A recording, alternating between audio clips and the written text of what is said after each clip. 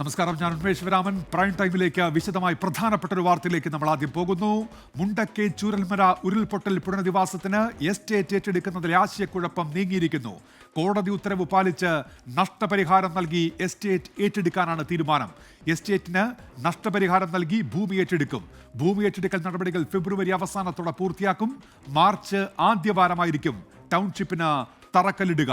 R Sreejith വിശദാംശങ്ങളുമായി ഇപ്പോൾ തിരുവനന്തപുരത്ത് നിന്ന് ചേരുന്നുണ്ട്. ശ്രീജിത്ത്, കോടതി തന്നെ പറഞ്ഞത് നഷ്ടപരിഹാരം നൽകി ഭൂമി ഏറ്റെടുക്കണമെന്നായിരുന്നുവല്ലോ. റവന്യൂ വകുപ്പാണല്ലോ ഇക്കാര്യത്തിൽ ഒരു ആശയക്കുഴപ്പമുണ്ടെന്ന സൂചനകൾ തുടക്കത്തിൽ നൽകിയത്. ഇപ്പോൾ എന്തുകൊണ്ടാണ് ഇത്തരമൊരു തീരുമാനത്തിലേക്ക് എത്തിയിരിക്കുന്നത്? ആർ ശ്രീജിത്ത്.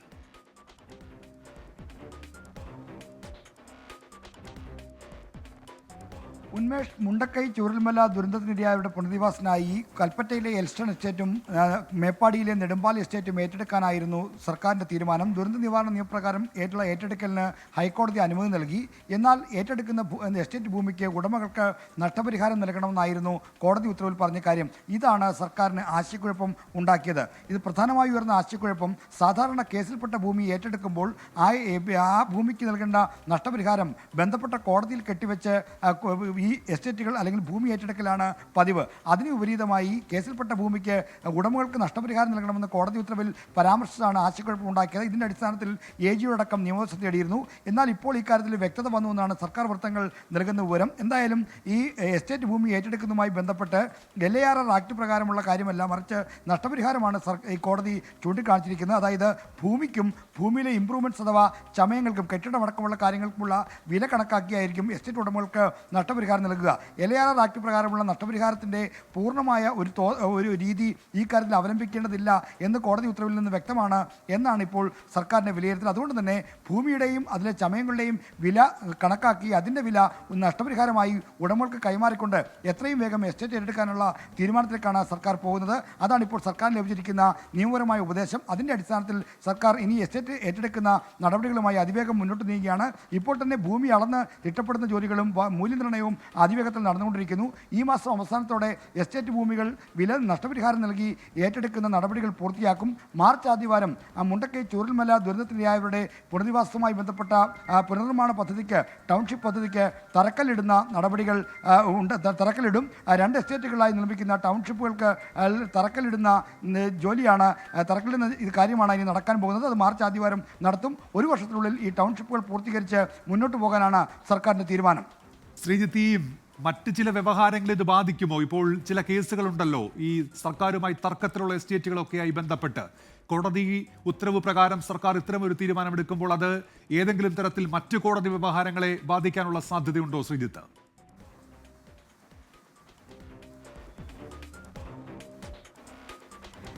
ഉന്മേഷ് ചോദിച്ചത് വിഷയം അക്കാര്യത്തിൽ പ്രസക്തമാണ്. സാധാരണ ഇത്തരത്തിൽ കേസിൽപ്പെട്ട ഭൂമികൾ ഏറ്റെടുക്കുമ്പോൾ ബന്ധപ്പെട്ട കോടതിയിൽ പണം കെട്ടിവെച്ച് കേസിൻ്റെ അന്തിമ തീർപ്പിന് വിധേയമായി ആർക്കാണോ അനുകൂലമായി വിധി വരുന്നത് അവർക്ക് നഷ്ടപരിഹാരം നൽകുന്ന രീതിയാണ് ഇതുവരെ ഭൂമി ഏറ്റെടുക്കലുമായി ബന്ധപ്പെട്ട് അവലംബിച്ചു പോയിക്കൊണ്ടിരുന്ന രീതി. എന്നാൽ ഇപ്പോൾ ഏറ്റവും പ്രധാനപ്പെട്ട മറ്റൊരു പദ്ധതി ചെറുവള്ളി എസ്റ്റേറ്റിൽ വരുന്ന ശബരിമല വിമാനത്താവളമാണ്. ആ പദ്ധതിക്കായി ഏറ്റെടുക്കുന്ന ചെറുവള്ളി എസ്റ്റേറ്റ് നേരത്തെ ഹാരിസൺ മലയാളം കമ്പനിക്ക് കീഴിലുണ്ടായിരുന്ന എസ്റ്റേറ്റായിരുന്നു. ആ എസ്റ്റേറ്റുമായി ബന്ധപ്പെട്ട തർക്കമുണ്ട്. സർക്കാർ തന്നെ സിവിൽ കേസ് ചന്ദ്രശേഖരൻ റവന്യൂ മന്ത്രിയായിരുന്ന കാലത്ത് ഫയൽ ചെയ്തു. അതുകൊണ്ട് തന്നെ ഭൂമിക്ക് അതിലെ ചമയങ്ങളുടെയും വില കണക്കാക്കി ബന്ധപ്പെട്ട കോടതിയിൽ പണം കെട്ടിവെക്കാമെന്ന നിലപാടാണ് സർക്കാരിനുള്ളത്. അതാണ് ഇപ്പോൾ ഈ വിമാനത്താവള നിർമ്മാണവുമായി ബന്ധപ്പെട്ട് സർക്കാർ ഉള്ള പ്രധാനപ്പെട്ട ഒരു തടസ്സമായി നിൽക്കുന്നത്. എന്നാൽ ഈ കാര്യത്തിൽ ദുരന്ത നിവാരണ നിയമപ്രകാരം ഏറ്റെടുക്കുന്ന ഈ 2 എസ്റ്റേറ്റുകളുടെയും കാര്യത്തിൽ അത് ആപ്ലിക്കബിളായി വരുന്നില്ല. കോടതി വിധി ആവർത്തിച്ച് വായിക്കുമ്പോഴും അതിനെ വ്യാഖ്യാനിക്കുമ്പോഴും ഈ നേരത്തെ ഉണ്ടായിരുന്ന LARR ആക്ട് പ്രകാരം ഉള്ള മുഴുവൻ കാര്യങ്ങളും പാലിക്കണമെന്ന് സർക്കാർ കോടതി ചൂണ്ടിക്കാണിക്കുന്നില്ല. മറിച്ച് ഭൂമിയുടെയും അതിലെ ചമയങ്ങളുടെയും വില മൂല്യനിർണ്ണയം നടത്തി വില കണക്കാക്കി നഷ്ടപരിഹാരം ഉടമകൾക്ക് കൈമാറണമെന്ന് പറയുന്ന ഒരു പ്രത്യേക കാര്യത്തിലാണ്. ആ കാര്യത്തിലുള്ള കോടതി വിധി മറ്റ് കേസുകളെ ബാധിക്കില്ല എന്ന അനുമാനമാണ്. എന്നാൽ ഈ നെടുമ്പാല അതോടൊപ്പം എസ്റ്റേൺ എസ്റ്റേറ്റുകൾ ഏറ്റെടുക്കാനുള്ള കോടതി വിധിയിൽ 2018 ഒരു കോടതി വിധിയെപ്പറ്റി പരാമർശമുണ്ട്.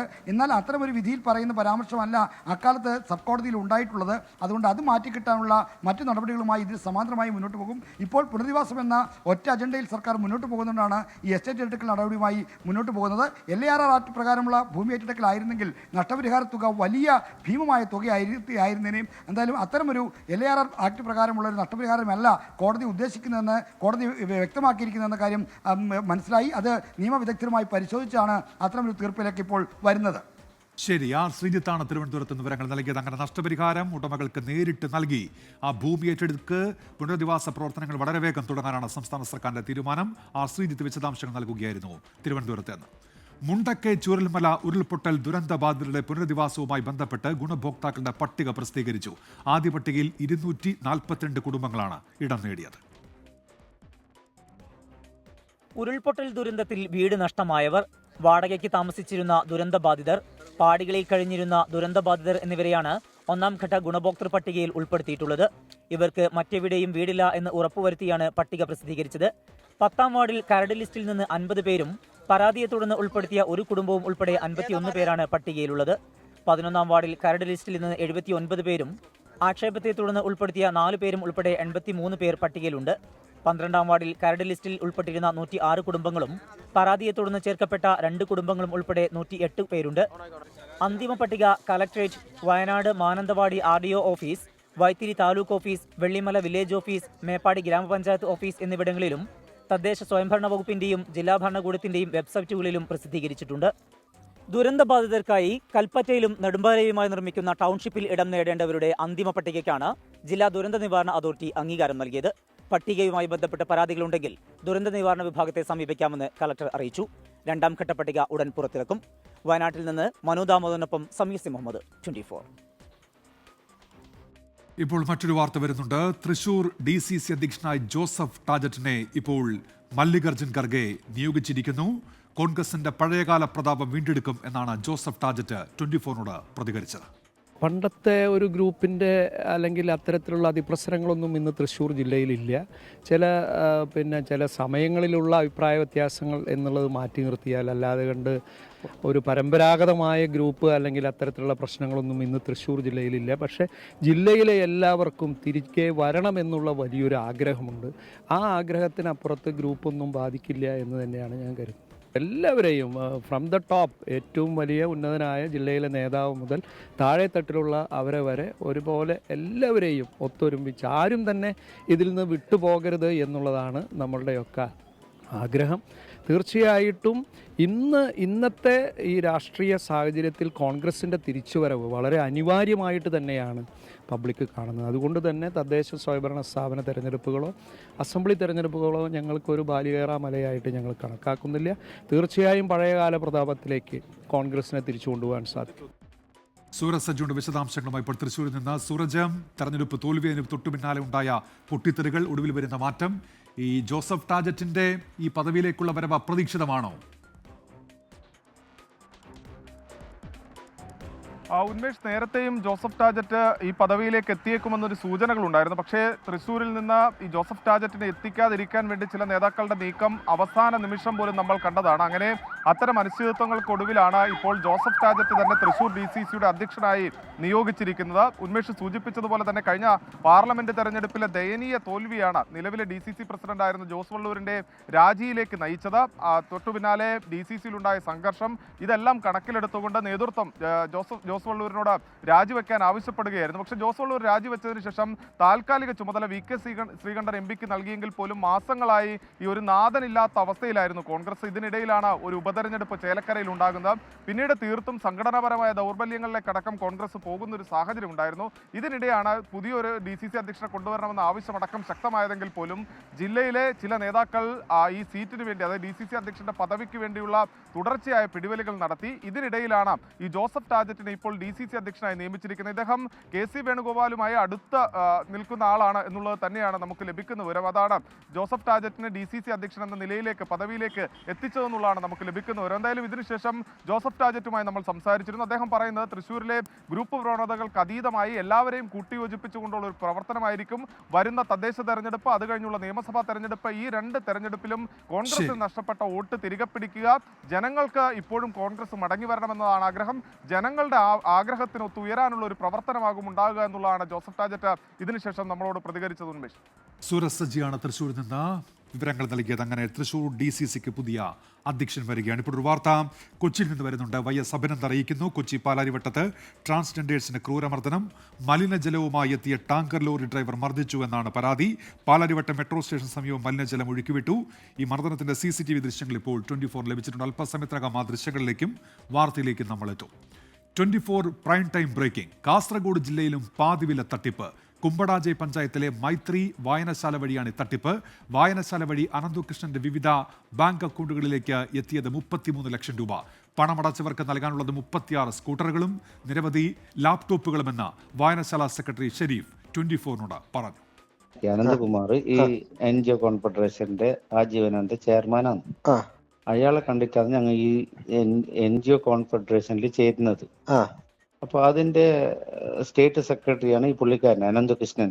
36 ബൈക്ക് 36 ലാപ്ടോപ്പ് മാത്രം. ബാക്കി മുമ്പ് 40 ബൈക്ക് കിട്ടിയിട്ടുണ്ട്, 75ഓളം ലാപ്ടോപ്പ് കിട്ടിയിട്ടുണ്ട്. ഞങ്ങൾ SP-ക്കും പിന്നെ ഇത് DSP-ക്കും പോലീസ് സ്റ്റേഷനിലും മുഖ്യമന്ത്രിക്കും IG-ക്കെല്ലാം പരാതി കൊടുത്തിട്ടുണ്ട്. പണം തിരികെ കിട്ടും വരെ നിയമ പോരാട്ടം തുടരുമെന്നാണ് വായനശാല പ്രസിഡന്റ് പ്രസാദ് ഭണ്ഡാരി 24നോട് പ്രതികരിച്ചത്. ഈ സ്കൂട്ടി നമുക്ക് 40ഓളം വന്നിട്ടുണ്ടായിരുന്നു. ഈ ലാപ്ടോപ്പ് 70 ലാപ്ടോപ്പ് കിട്ടിയിട്ടുണ്ടായിരുന്നു. ഇപ്പോൾ 36 സ്കൂട്ടി കിട്ടാനുണ്ട്. അതിന്റെ പൈസ അടച്ചിട്ട് അവരുടെ അക്കൗണ്ടിന് അടച്ചിട്ട് പിന്നെ 36 സ്കൂട്ടി വരാതെ നമുക്ക് 2024 ഫസ്റ്റിന് അടിച്ചത്. ഈ പോലീസ് മേധാവികൾക്കെല്ലാം നമ്മ അതിന്റെ മുഖ്യമന്ത്രിക്ക് എല്ലാവർക്കും നമ്മൾ കംപ്ലൈന്റ് കൊടുത്തു. നമ്മുടെ ഭാഗം നല്ല പാവപ്പെട്ട ആൾക്ക് പൈസയും കിട്ടണ്ടേ. വിശദാംശങ്ങളുമായി അരുൺ പാറക്കൽ ഇപ്പോൾ ചേരുന്നുണ്ട് കാസർഗോഡ് നിന്ന്. അരുൺ, എങ്ങനെ ഇവർ ഈ തട്ടിപ്പിൽ കുടുങ്ങി? അരുൺ,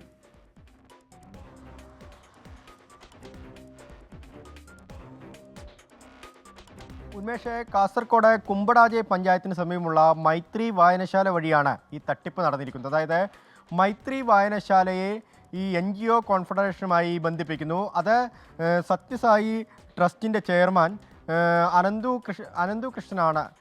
അനന്തുകുമാറാണ് ഈ തട്ടിപ്പ് സംഘവുമായി ഈ ഒരു മൈത്രി വായനശാലയെ ബന്ധിപ്പിക്കുന്നത്. അങ്ങനെ അനന്തുകുമാർ വഴിയാണ് ഈ അനന്തകൃഷ്ണനിലേക്ക് മൈത്രി വായനശാല ഭാരവാഹികൾ എത്തുന്നത്. അനന്തകൃഷ്ണൻ ഈ പാതി വിലയിൽ സ്കൂട്ടറുകളും അതുപോലെ തന്നെ തയ്യൽ മെഷീൻ, ലാപ്ടോപ്പുകൾ എന്നിവ നിങ്ങൾക്ക് നൽകാമെന്ന് വാഗ്ദാനം ചെയ്തു. അങ്ങനെ ആദ്യഘട്ടത്തിൽ കുറച്ച് സ്കൂട്ടറുകളൊക്കെ തന്നെ ആ പ്രദേശത്ത് നൽകുകയും ചെയ്തു എന്ന് ഈ മൈത്രി വായനശാല ഭാരവാഹികൾ സമ്മതിക്കുന്നുണ്ട്. പിന്നീടാണ് 2024 മാർച്ച് മെയ് മാസങ്ങളിലാണ് ഈ തട്ടിപ്പിൻ്റെ കൂടുതൽ കാര്യങ്ങൾ നടന്നത്. 2 ഗഡുക്കളായി ഇവർക്ക് പണം നൽകുന്നു. അത് അനന്തകൃഷ്ണൻ്റെ 2 അക്കൗണ്ടുകളിലേക്ക് നൽകിയത്. Professional innovation services, grass root impact foundation എന്നീ സംഘടനകളുടെ 2 അക്കൗണ്ടുകളിലേക്കാണ് പണം നൽകിയത്. കേരള ഗ്രാമീൺ ബാങ്കിൻ്റെ കുമ്പടാജെ ശാഖയിൽ നിന്നാണ് ഈ പണം നൽകിയതെന്നും ഭാരവാഹികൾ പറയുന്നുണ്ട്. അതിൻ്റെ റെസിപ്റ്റൊക്കെ നമുക്ക് നൽകിയിട്ടുണ്ട്. പക്ഷേ ഇതുവരെയായിട്ടും 2 മാസത്തിനുള്ളിൽ വാഹനം നൽകാമെന്ന് പറഞ്ഞു. പിന്നീട് 6 മാസമാണ് കാലാവധി പറഞ്ഞത്. ഇതുവരെയായിട്ടും ഒരു വർഷത്തോളം സമയമായിട്ടും ഈ വാഹനങ്ങൾ നൽകിയിട്ടില്ല. 36 സ്കൂട്ടറുകളാണ് ഇതുവരെ നൽകാനുള്ളത്. നിരവധി ലാപ്ടോപ്പുകൾ നൽകാനുണ്ട്. സ്കൂട്ടറുകൾക്കും ലാപ്ടോപ്പുകൾക്കുമായി ഈ വായനശാല വഴി 33 ലക്ഷം രൂപ ഈ അനന്തകൃഷ്ണൻ്റെ 2 അക്കൗണ്ടുകളിലേക്കും എത്തിയിട്ടുണ്ട്. അതുപോലെ തന്നെ മറ്റൊരു കാര്യം പറയുന്നത്, ഈ മൈത്രി വായനശാലയ്ക്ക് ഇതുമായി ബന്ധപ്പെട്ട്, അതായത് ഇങ്ങനെ ആളുകളെ പിടിച്ച് പണം ഈ അക്കൗണ്ടിലേക്ക് നൽകിയാൽ ചെറിയൊരു ശതമാനം വിഹിതം ലാഭം നൽകാമെന്ന് പറഞ്ഞിരുന്നു. പക്ഷേ ആ ചാർജ് പോലും ഇതുവരെ നൽകിയിട്ടില്ലെന്ന് പറയുന്നുണ്ട്. നേരത്തെ പറഞ്ഞ അനന്തകുമാറിൻ്റെ അക്കൗണ്ടിലേക്ക് 2 കോടിയോളം രൂപ നൽകിയെന്ന് അനന്തകുമാറും അതുപോലെ തന്നെ ഈ അനന്തകൃഷ്ണനും ഈ മൈത്രി വായനശാല ഭാരവാഹികളെ വിശ്വസിപ്പിക്കുകയും ചെയ്തിട്ടുണ്ട്. വലിയ തട്ടിപ്പ് നടന്നിരിക്കുന്നു. ഇതുമായി ബന്ധപ്പെട്ട ജില്ലാ പോലീസ് മേധാവിക്കും മുഖ്യമന്ത്രിക്കും ഉൾപ്പെടെ ഇവർ പരാതി നൽകിയിട്ടുണ്ട്. ഉന്മേഷ്, ശരി. അരുൺ പാറക്കലാണ് കാസർഗോഡ് എന്ന വിശദാംശങ്ങൾ നൽകി. ഒട്ടേറെ പ്രതികരണങ്ങൾ പ്രേക്ഷകരുടേതായി വരുന്നുണ്ട്. അരുൺ ദേവ് പറയുന്നത് ലോക തട്ടിപ്പാണല്ലോ എന്നാണ്. സീന മുഹമ്മദ് പറയുന്നു, ഇനിയും വരും ആരെങ്കിലും ഒക്കെ പകുതി വിലയ്ക്ക് എന്തെങ്കിലും വാഗ്ദാനം ചെയ്ത് മലയാളി അതിൽ വീഴുകയും ചെയ്യും. മിനി ബാബു പറയുന്നു, അനന്തകൃഷ്ണന്റെ തട്ടിപ്പ് അനന്തമായി നീളുകയാണല്ലോ എന്ന് പറയുന്നുണ്ട്. പാതിവില തട്ടിപ്പ് കേസ് പ്രതി അനന്തകൃഷ്ണനുമായി പോലീസ് ഇടുക്കിയിലും കോട്ടയത്തും തെളിവെടുപ്പ് നടത്തി. തട്ടിപ്പ് പണം ഉപയോഗിച്ച് അനന്തു സ്വന്തമാക്കിയ ഭൂമിയിലായിരുന്നു തെളിവെടുപ്പ്. കോഴിക്കോട് താമരശ്ശേരിയിലും തട്ടിപ്പ് കേസ് രജിസ്റ്റർ ചെയ്തു. ഈരാറ്റുപേട്ട, ഇടുക്കി കുടയത്തൂർ, മുട്ടം എന്നിവിടങ്ങളിലാണ് അനന്തുവുമായി പോലീസ് തെളിവെടുപ്പ് നടത്തിയത്. മൂന്നിടങ്ങളിലും കോടിക്കണക്കിന് രൂപ വിലമതിക്കുന്ന ഭൂമിയാണ് പ്രതി വാങ്ങിയത്. ഈരാറ്റുപേട്ടയിൽ പ്രതിക്കെതിരെ പ്രതിഷേധമുണ്ടായി.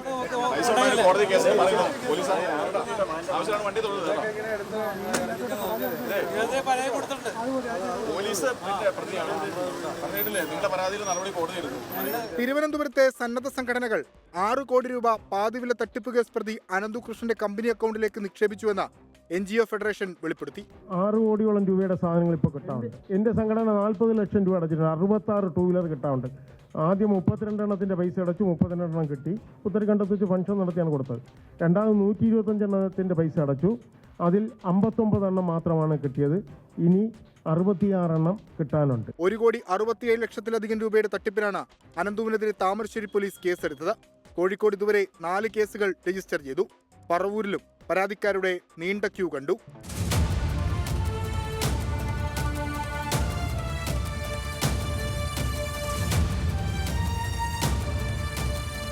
സ്കൂട്ടർ കമ്പനിക്കാർക്ക് 4.5 കോടി രൂപയാണ് അനന്തുകൃഷ്ണൻ നൽകാനുള്ളത്.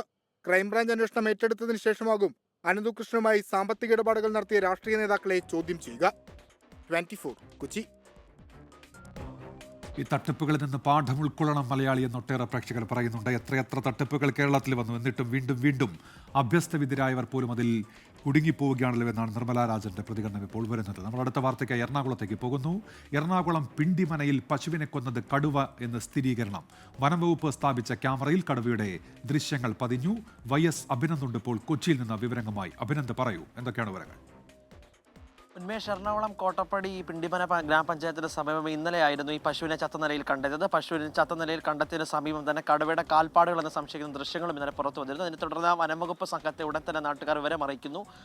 വനംവകുപ്പ് സംഘം അവിടെ എത്തി കൃത്യമായി തന്നെ ക്യാമറകൾ സ്ഥാപിക്കുന്ന സാഹചര്യം ഉണ്ടായിരുന്നു. അങ്ങനെ ഇന്ന് ഉച്ചയോടുകൂടി ഈ ചത്ത പശുവിനെ തേടി വീണ്ടും കടുവ എത്തുന്നു. കടുവയെ കൃത്യമായി തന്നെ CCTV ദൃശ്യങ്ങളിൽ പകർത്തി എടുക്കുവാനായിട്ട് വനംവകുപ്പിന് സാധിച്ചു. അങ്ങനെ അവർ ഒടുവിൽ ആ സ്ഥിരീകരണത്തിലേക്ക് എത്തുകയായിരുന്നു. കടുവ തന്നെയാണ് ഇന്നലെ പശുവിനെ ആക്രമിച്ച് കൊലപ്പെടുത്തിയതെന്ന സ്ഥിരീകരണത്തിലേക്ക് എത്തുന്നു. ആ സ്ഥലത്ത് കടുവയുടെ സാന്നിധ്യമുണ്ട് എന്ന സ്ഥിരീകരണമാണ് ഇപ്പോൾ മലയാറ്റൂർ DFOയുടെ നേതൃത്വത്തിലുള്ള സംഘം വ്യക്തമാക്കിയിരിക്കുന്നത്. മലയാറ്റൂർ DFOയുമായി സംസാരിക്കുമ്പോൾ പറയുന്നത് നിലവിൽ ഇപ്പോൾ ആശങ്കപ്പെടേണ്ട സാഹചര്യം അവിടുത്തെ പ്രദേശവാസികൾക്കില്ല. കൃത്യമായി തന്നെ എല്ലാ കാര്യങ്ങളും നോക്കുന്നുണ്ട്. വനംവകുപ്പിന്റെ അധീനതയിൽ തന്നെയാണ് ഉള്ളത് കടുവ. പ്രദേശവാസികൾ ജാഗ്രത പാലിക്കണമെന്ന് പറയുമ്പോഴും വലിയ ആശങ്കപ്പെടേണ്ട സാഹചര്യമില്ല എന്ന് തന്നെയാണ് വ്യക്തമാക്കുന്നത്. ഇന്നലെ രാത്രിയോട് കൂടിയാണ് കോട്ടപ്പടിക്ക് സമീപം ഈ കടുവയുടെ കാൽപ്പാടുകൾ കണ്ടെത്തിയത്. അത് സ്ഥിരീകരിച്ചിരിക്കുകയാണ് വനംവകുപ്പ്. ഉന്മേഷ്. YS അഭിനന്ദാണ് കൊച്ചിയിൽ നിന്ന് വിവരങ്ങൾ നൽകിയത്. കോഴിക്കോട് നിന്നൊരു വാർത്ത ഇപ്പോൾ ഷഹദ് റഹ്മാൻ അറിയിക്കുന്നുണ്ട്. അവിടെ ജില്ലാ സമ്മേളനം പൂർത്തിയായതോടെ CPI-ൽ ചില അസ്വാരസ്യങ്ങളുണ്ടായിരുന്നു. PK ദിവാകരൻ, വടകരയിൽ നിന്നുള്ള നേതാവ്, അദ്ദേഹത്തെ ജില്ലാ കമ്മിറ്റിയിൽ നിന്ന് ഒഴിവാക്കിയതിനെതിരെ വീണ്ടും പ്രകടനങ്ങൾ നടക്കുന്നുവെന്നാണ് ഇപ്പോൾ ഷഹദ് റഹ്മാൻ അറിയിച്ചിരിക്കുന്നത്. ഒപ്പം ഇന്നത്തെ ഏറ്റവും പ്രധാനപ്പെട്ട വാർത്ത, ഡൽഹിയിൽ ഭരണം തിരിച്ചുപിടിക്കുന്നു BJP 27 വർഷത്തിന് ശേഷം എന്നുള്ളതാണ്. അതിലേക്കും വരാം ചെറിയൊരു ഇടവേളയ്ക്ക് ശേഷം. പ്രൈം ടൈമിലേക്ക് എല്ലാ പ്രേക്ഷകർക്കും വീണ്ടും സ്വാഗതം. ഒട്ടേറെ പ്രതികരണങ്ങൾ പല വാർത്തകളുമായി ബന്ധപ്പെട്ട് വരുന്നുണ്ട്. തട്ടിപ്പുകളുടെ സ്റ്റോറി തയ്യാറാക്കിക്കൂടെ പരമ്പര സ്വഭാവത്തിൽ നിന്നൊക്കെയുള്ള ചോദ്യങ്ങൾ വരുന്നുണ്ട്. നമ്മൾ പല തട്ടിപ്പുകളുമായി ബന്ധപ്പെട്ടും അനുബന്ധമായി അതിൻ്റെ പരമ്പരകൾ സ്റ്റോറികളൊക്കെ ചെയ്തതാണ്. ഒടുവിൽ സൈബർ തട്ടിപ്പുമായി ബന്ധപ്പെട്ടൊക്കെ നിരവധി സ്റ്റോറികൾ ചെയ്തതാണ്. ഇപ്പോൾ ഇതുമായി ബന്ധപ്പെട്ട വാർത്തകൾ കൊണ്ട് നിറഞ്ഞിരിക്കുകയാണല്ലോ. അതൊക്കെയും നമ്മൾ കൃത്യമായി തന്നെ പ്രേക്ഷകരിലേക്ക് എത്തിക്കുന്നുണ്ട്. ഇനി ഇന്നത്തെ ഏറ്റവും പ്രധാനപ്പെട്ട വാർത്തയിലേക്കാണ് നമ്മൾ പോകുന്നത്. 27 വർഷത്തിന് ശേഷം ഡൽഹി ഭരണം തിരിച്ചുപിടിച്ച BJP. അരവിന്ദ് കെജ്രിവാൾ, മനീഷ് സിസോദിയ ഉൾപ്പെടെയുള്ളവരെ പരാജയപ്പെടുത്തിയാണ് ഡൽഹിയിലെ ആം ആദ്മി പാർട്ടി ഭരണത്തിന് BJP അന്ത്യം കുറിച്ചത്. 3ാം വട്ടവും കോൺഗ്രസ് ചിത്രത്തിൽ ഇല്ലാതായി. 48 സീറ്റുകൾ BJP നേടിയപ്പോൾ ആം ആദ്മി പാർട്ടി 22 സീറ്റിൽ ഒതുങ്ങി.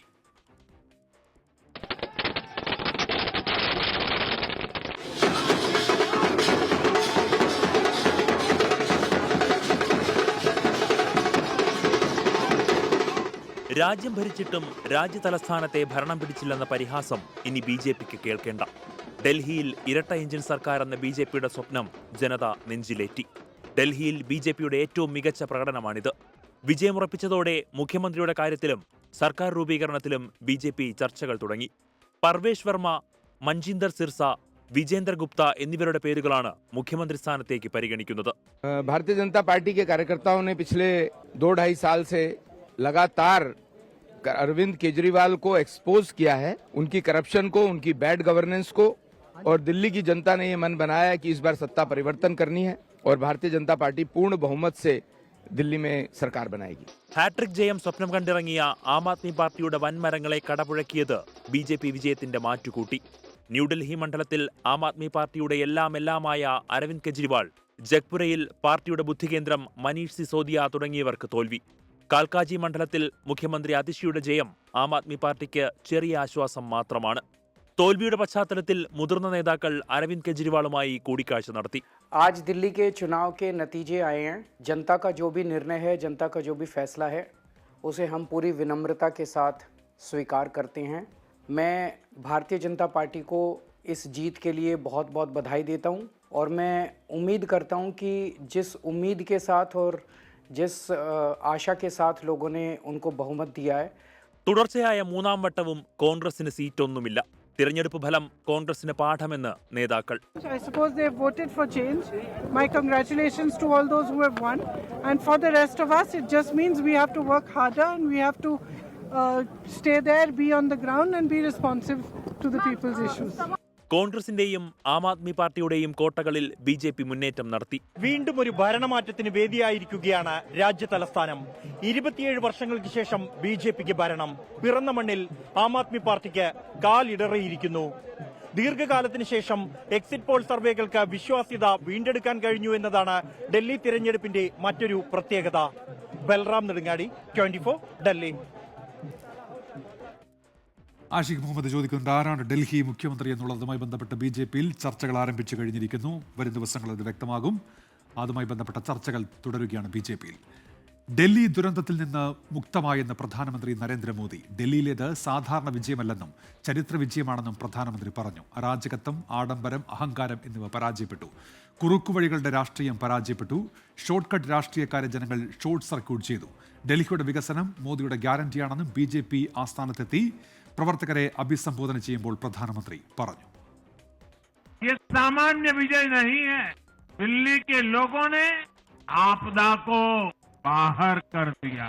एक दशक की आपदा से दिल्ली मुक्त हुई. साथियों, दिल्ली का जनादेश स्पष्ट है. आज दिल्ली में विकास, विजन और विश्वास की जीत हुई.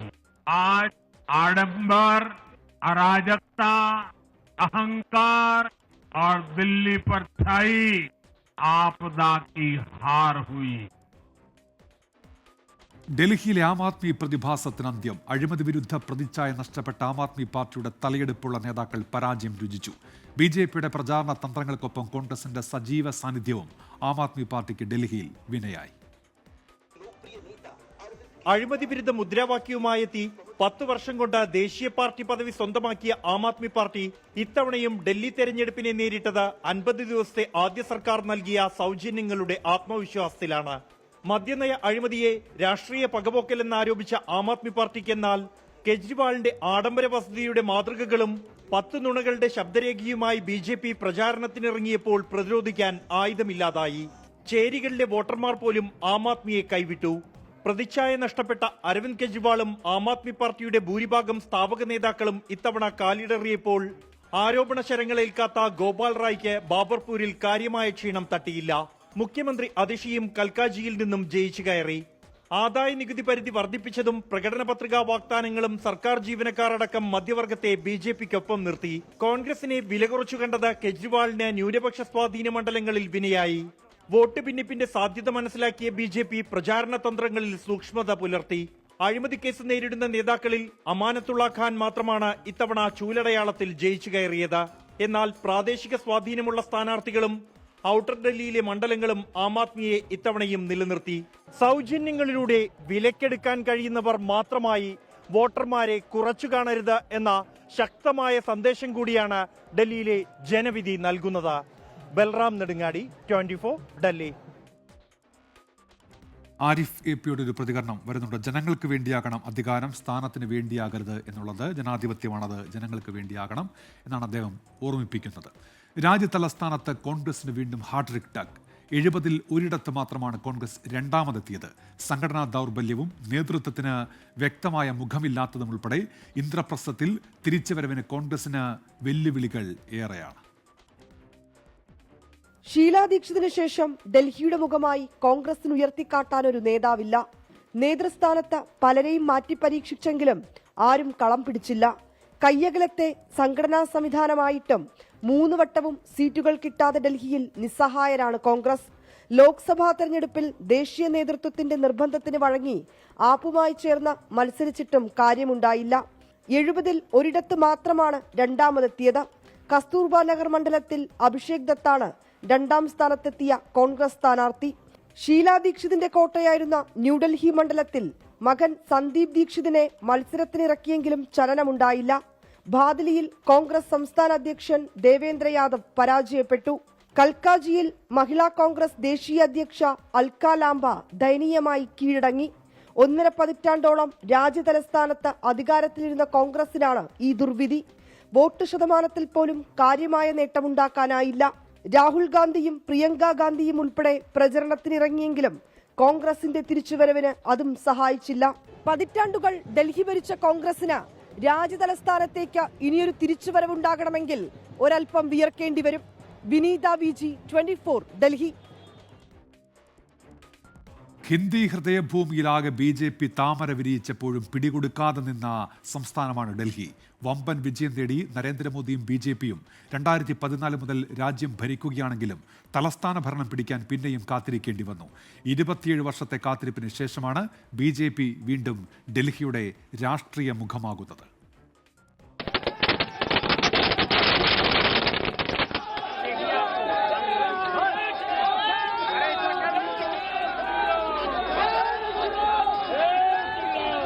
ഡൽഹിയിൽ BJPയുടെ ഈ ആഘോഷത്തിന് 27 വർഷത്തെ കാത്തിരിപ്പുണ്ട്. കേന്ദ്രഭരണത്തിൽ BJPയുടെ സുവർണകാലത്തെല്ലാം മുഖം തിരിച്ചു നിന്ന ഡൽഹിയുടെ ചരിത്രം കൂടിയാണ് ഇപ്പോൾ മാറുന്നത്. അടൽ ബിഹാരി വാജ്പേയിയുടെ കാലത്തും പിന്നീട് നരേന്ദ്രമോദി അധികാരത്തിലെത്തിയപ്പോഴും ഡൽഹി ഭരിച്ചത് പ്രതിപക്ഷം. കഴിഞ്ഞ 10 വർഷമായി ലോക്സഭാ തെരഞ്ഞെടുപ്പിൽ BJPക്കും സംസ്ഥാന ഭരണത്തിൽ ആം ആദ്മി പാർട്ടിക്കും വമ്പൻ ജയം നൽകുന്ന ഡൽഹി ജനതയുടെ വിധിനിർണയ രീതി ഇക്കുറി മാറി. രാജ്യത്തിന്റെ ഭരണം നേടിയിട്ടും മൂക്കിൻ കീഴിലെ ഡൽഹി ഭരണം പിടിക്കാനാകാത്തത് BJPക്ക് നാണക്കേടായിരുന്നു. രാഷ്ട്രപതി ഭവനും പാർലമെന്റും എല്ലാം ഉൾക്കൊള്ളുന്ന ന്യൂഡൽഹി മണ്ഡലത്തിൽ പോലും വിജയിച്ചത് മോദിയെ വെല്ലുവിളിക്കുന്ന അരവിന്ദ് കെജ്രിവാൾ. അഴിമതി വിരുദ്ധ മുഖമായി മാറി രാഷ്ട്രീയത്തിലെത്തിയ അരവിന്ദ് കെജ്രിവാൾ ഉൾപ്പെടെയുള്ള ആം ആദ്മി പാർട്ടി നേതാക്കൾക്കെതിരെയുള്ള കേന്ദ്ര ഏജൻസികളുടെ നടപടികളും BJPക്ക് അനുകൂലമായി. മുഖ്യമന്ത്രിയും ഉപമുഖ്യമന്ത്രിയും അടക്കം ജയിലിലായപ്പോൾ ആം ആദ്മി പാർട്ടിയുടെ സംഘടനാശേഷി ദുർബലമായി. കേന്ദ്രഭരണത്തിന്റെ കരുത്തിൽ ഡൽഹി സർക്കാരിനെ BJP ഇല്ലാതാക്കുന്നു എന്ന ആം ആദ്മി പാർട്ടിയുടെ സഹതാപ പ്രചാരണവും ഏശിയില്ല. ഏറ്റവും ഒടുവിൽ കേന്ദ്ര ബജറ്റിൽ പ്രഖ്യാപിച്ച ആദായ നികുതി ഇളവും ഡൽഹി ജനതയെ സ്വാധീനിച്ചു. മധ്യവർഗത്തെ ചേർത്ത് നിർത്തുമെന്ന കേന്ദ്ര സർക്കാരിന്റെ ഉറപ്പ് ഈ വിഭാഗത്തിന് ഏറെ സ്വാധീനമുള്ള ഡൽഹിയിൽ പ്രതിഫലിച്ചു. കഴിഞ്ഞ വർഷത്തെ ലോക്സഭാ തെരഞ്ഞെടുപ്പിൽ രാജ്യമാകെ തിരിച്ചടി നേരിട്ടപ്പോഴും ഡൽഹിയിലെ 7 മണ്ഡലങ്ങളും BJPക്കൊപ്പം നിന്നു. അപ്പോഴും നിയമസഭാ തെരഞ്ഞെടുപ്പിൽ ജനം കൈവിടില്ല എന്നായിരുന്നു ആം ആദ്മി പാർട്ടിയുടെ പ്രതീക്ഷ.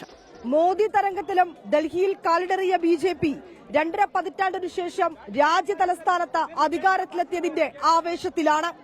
വിനീത VG 24 ഡൽഹി. ഇനി നമ്മൾ നേരത്തെ സൂചിപ്പിച്ചൊരു വാർത്തയുടെ വിശദാംശങ്ങളിലേക്ക് കടക്കുകയാണ്. CPIM കോഴിക്കോട് ജില്ലാ കമ്മിറ്റിയിൽ നിന്ന് PK ദിവാകരനെ ഒഴിവാക്കിയതിൽ പ്രതിഷേധം തുടരുന്നു. വിഭാഗീയത തുടച്ചു നീക്കി പ്രസ്ഥാനത്തെ സംരക്ഷിക്കണം എന്ന മുദ്രാവാക്യവുമായി പ്രവർത്തകർ പ്രകടനം നടത്തി. ഷഹദ് റഹ്മാനുണ്ട് വിശദാംശങ്ങളുമായി ഇപ്പോൾ കോഴിക്കോട് നിന്ന്. ഷഹദ്, എവിടെയായിരുന്നു പ്രകടനം? ഷഹദ്. ഉന്മേഷ, ഇന്ന് പ്രകടനം നടന്നിട്ടുള്ളത് മണിയൂർ നടുവായിലാണ് ഇന്ന് പ്രതിഷേധം നടന്നിട്ടുള്ളത്. അല്പസമയം മുൻപാണ് ഈ പ്രതിഷേധം നടന്നിട്ടുണ്ടായിരുന്നത്. അതായത് കഴിഞ്ഞ ദിവസം സമാനമായ രീതിയിൽ വലിയ രീതിയിലുള്ള പ്രതിഷേധം ഉണ്ടായിരുന്നു. PK ദിവാകരനെ ജില്ലാ കമ്മിറ്റിയിൽ നിന്ന് ഒഴിവാക്കിയതിനെതിരെയായിരുന്നു അന്ന് പ്രതിഷേധം നടന്നിട്ടുണ്ടായിരുന്നത്. പിന്നീട് പാർട്ടി നേതൃത്വം തന്നെ ഈ വിഷയത്തിൽ ഇടപെടുകയും പാർട്ടി പ്രവർത്തകരെ അനുനയിപ്പിക്കാൻ വേണ്ടിയിട്ടുള്ള ചില ഫോർമുലകളൊക്കെ രൂപപ്പെടുത്തുകയും ചെയ്തിട്ടുണ്ടായിരുന്നു. ഇത് PK ദിവാകരൻ വഴി തന്നെ പാർട്ടി പ്രവർത്തകരെ അറിയിക്കുകയും ചെയ്തിട്ടുണ്ടായിരുന്നു.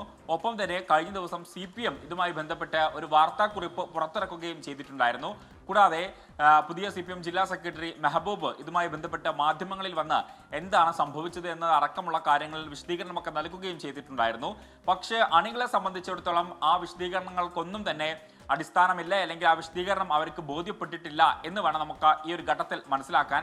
കാരണം വീണ്ടും ഇന്ന് മുദ്രാവാക്യം വിളികളുമായി പ്രവർത്തകർ തെരുവിലേക്ക് ഇറങ്ങുന്ന ഒരു കാഴ്ചയാണ് നമുക്ക് കാണാൻ സാധിക്കുന്നത് എന്നുള്ളതാണ്. പ്രത്യേകിച്ച് എടുത്തു പറയേണ്ടത് ഇന്ന് നടത്തിയിട്ടുള്ള ഈ മുദ്രാവാക്യങ്ങളിൽ വിഭാഗീയത തുടച്ചു നീക്കി പ്രസ്ഥാനത്തെ സംരക്ഷിക്കുക എന്ന മുദ്രാവാക്യവുമായിട്ടാണ് പ്രവർത്തകർ ഇന്ന് നിരത്തിലിറങ്ങിയിട്ടുള്ളത് എന്നുള്ളതാണ്. അതായത് നിലവിലെ സാഹചര്യത്തിൽ കഴിഞ്ഞ ദിവസം കൊണ്ടുവന്നിട്ടുള്ള ഫോർമുലകളൊന്നും തന്നെ ഫലവത്തായിട്ടില്ല. മാത്രവുമല്ല അവിടെ വിഭാഗീയ പ്രവർത്തനങ്ങൾ തുടരുകയാണ് എന്നുള്ളതാണ് ഏറ്റവും പ്രധാനപ്പെട്ടിട്ടുള്ള കാര്യം. എന്തായാലും വരും ദിവസങ്ങളിൽ അല്ലെങ്കിൽ വരും മണിക്കൂറുകളിൽ ഇതിന്റെ അലയൊലികൾ ഉണ്ടാകുമെന്ന കാര്യത്തിൽ യാതൊരുവിധ സംശയവുമില്ല. ശരി, ഷഹദ് റുമാനാണ് വിശദാംശങ്ങൾ നൽകിയത് കോഴിക്കോട് നിന്ന്. NCP സംസ്ഥാന അധ്യക്ഷൻ PC ചാക്കോയ്ക്കെതിരെ സംസ്ഥാന കമ്മിറ്റി അംഗങ്ങൾ PC ചാക്കോയിലുള്ള വിശ്വാസം നഷ്ടമായി, അവിശ്വാസം ചർച്ച ചെയ്യാൻ യോഗം വിളിച്ചു ചേർക്കണമെന്നാവശ്യപ്പെട്ട് സംസ്ഥാന കമ്മിറ്റി അംഗങ്ങൾ ഇപ്പോൾ കത്ത് നൽകിയിട്ടുണ്ട്. അജീഷ് ജയകുമാർ തിരുവനന്തപുരത്ത് നിന്ന്. അജീഷ്, എന്തൊക്കെയാണ് വിവരങ്ങൾ? ഉന്മേഷ്, ഈ പുതിയ അധ്യക്ഷനെ തിരഞ്ഞെടുക്കാൻ പാർട്ടി ജനറൽ ബോഡി യോഗം വിളിച്ചു ചേർക്കണമെന്നാണ് ശശീന്ദ്രൻ പക്ഷം ആയ ഒരു ഭാഗം സംസ്ഥാന കമ്മിറ്റി നേതാക്കൾ ഇപ്പോൾ PC ചാക്കോയോട് ആവശ്യപ്പെട്ടിരിക്കുന്നത്. ജനറൽ ബോഡി വിളിച്ചു ചേർക്കാൻ ചാക്കോ തയ്യാറാകുന്നില്ലെങ്കിൽ ദേശീയ അധ്യക്ഷൻ ശരത് പവാറിനെ സമീപിക്കാനും ശശീന്ദ്രൻ പക്ഷത്തിന്റെ തീരുമാനം ഒരു ഭാഗം തീരുമാനിച്ചിട്ടുണ്ട്. പാർട്ടിയിൽ പിളർപ്പുണ്ടാകുമെന്ന് ഉറപ്പായതോടെ മറുഭാഗത്ത് സമവായ നീക്കവുമായി PC ചാക്കോ പക്ഷവും രംഗത്തിറങ്ങിയിട്ടുണ്ട്. ഏറ്റവും അടുത്ത ദിവസത്തിൽ തന്നെ ജനറൽ ബോഡി വിളിച്ചു ചേർക്കണമെന്നാണ് ഇവർ കത്തിലൂടെ ആവശ്യപ്പെട്ടിരിക്കുന്നത്. പിളർപ്പിലേക്ക് നീങ്ങിയാൽ ശശീന്ദ്രൻ പക്ഷത്തിനൊപ്പമാകും ഭൂരിപക്ഷവും എന്ന് തിരിച്ചറിഞ്ഞാണ് ഈ ചാക്കോ വിഭാഗവും അനുനയത്തിന് സന്നദ്ധമായത്. മന്ത്രിയെ മാറ്റണമെന്ന ആവശ്യത്തിൽ നിന്ന് പിന്മാറിയെന്നും ഇനി ആവശ്യം ഉന്നയിക്കില്ലെന്നും ഉറപ്പ് നൽകിക്കൊണ്ടാണ് ചാക്കോ പക്ഷത്തെ നേതാക്കൾ ശശീന്ദ്രനെ വസതിയിലെടുത്തി കണ്ടത്. CPMന്റെ പിന്തുണ ശശീന്ദ്രൻ പക്ഷത്തിനാണെന്ന തിരിച്ചറിവിലാണ് ഈ നീക്കം. എന്തായാലും ഇടതുമുന്നണി വിടുന്നതിനെ കുറിച്ച് ആലോചിച്ചിട്ടില്ലെന്നും മാറ്റത്തെക്കുറിച്ച് എവിടെയും ഒരു ചർച്ച നടന്നിട്ടില്ലെന്നും തെറ്റായ പ്രചാരണമാണെന്നും PC ചാക്കോ കത്തിലൂടെ മുഖ്യമന്ത്രിയെയും അറിയിച്ചിട്ടുണ്ട്. ശരി അജീഷ്. അജീഷ് ജയകുമാറാണ് വിവരങ്ങൾ നൽകിയത്. കൊച്ചിയിൽ നിന്നൊരു വാർത്ത വന്നിരുന്നു. നമ്മൾ നേരത്തെ സൂചിപ്പിച്ചതാണ്. കൊച്ചി പാലാരിവട്ടത്ത് ട്രാൻസ്ജെൻഡേഴ്സിനെ ക്രൂരമായി മർദ്ദിച്ച ഡ്രൈവറെ തിരഞ്ഞ പോലീസ്. വാഹന നമ്പർ കേന്ദ്രീകരിച്ചാണ് അന്വേഷണം. ഇതിന്റെ CCTV ദൃശ്യങ്ങൾ ഇപ്പോൾ പുറത്തു വന്നിട്ടുണ്ട്. മർദ്ദനത്തിന്റെ ദൃശ്യങ്ങളിലേക്ക് ആദ്യം.